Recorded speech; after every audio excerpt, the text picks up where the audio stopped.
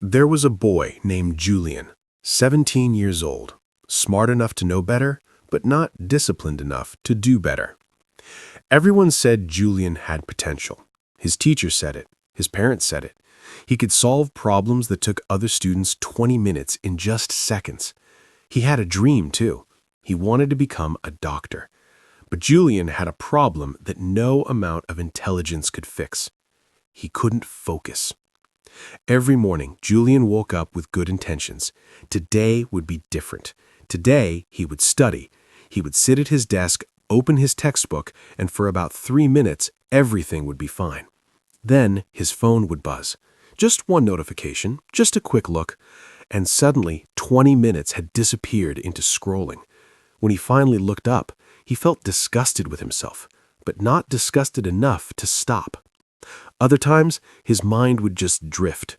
He'd be reading and suddenly thinking about what his friend said last week, or what he'd eat for lunch, or a song stuck in his head, and the textbook would still be open, but he wasn't reading anymore. He was just staring.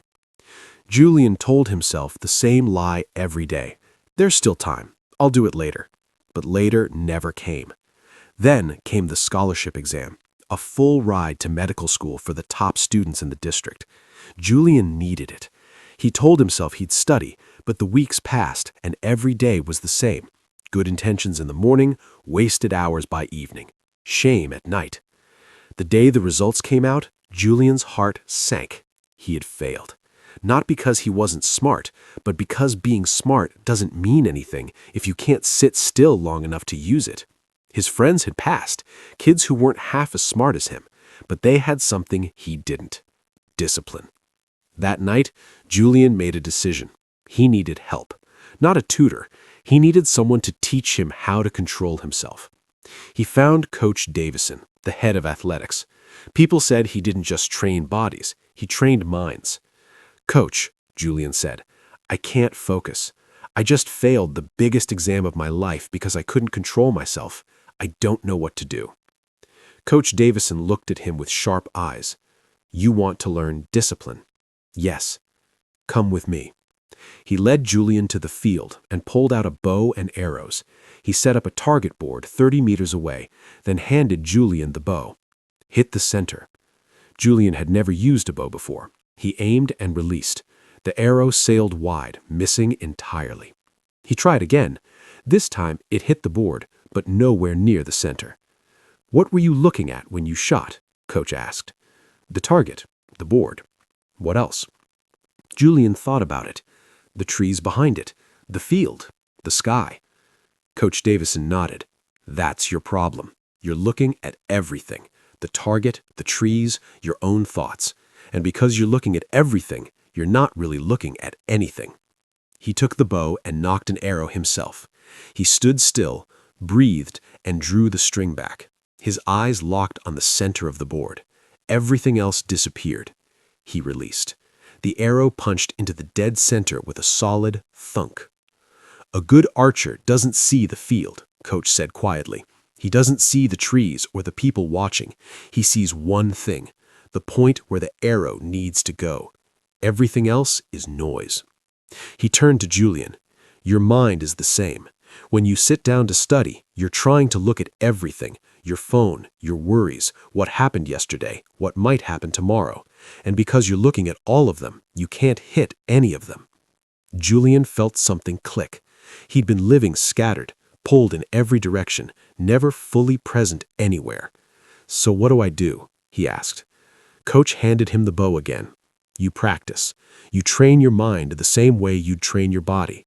Discipline is just deciding over and over again what you're going to focus on, and then doing it." He looked Julian in the eyes. "Your mind is like a wild horse.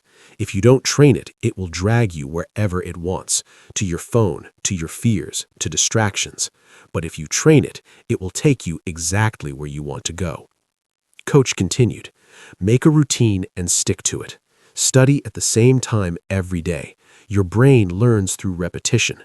And when you sit down to study, remove every distraction. Your phone, everything. Make it so the only option is to focus." "What if my mind still wanders?" Julian asked. "It will. And when it does, you don't punish yourself. You just notice. You say, I'm distracted. And then you bring your focus back, again and again. That's the training. Julian started the next day. He built a routine. Wake up at 6, no phone until noon, study in the library. When his mind drifted, he noticed it and pulled himself back. It was hard. Some days he failed, but he kept going.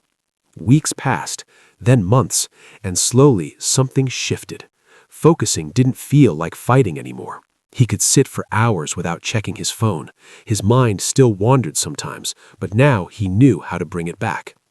6 months later, Julian took another exam, a harder one. And this time, he didn't just pass, he placed second in the entire district. When he walked across the stage to accept his scholarship, he thought about Coach Davison and the bow and the target. He thought about the wild horse. Everything had changed, not because he got smarter, but because he learned to aim. He went back to the field. Coach Davison was there, stopwatch in hand.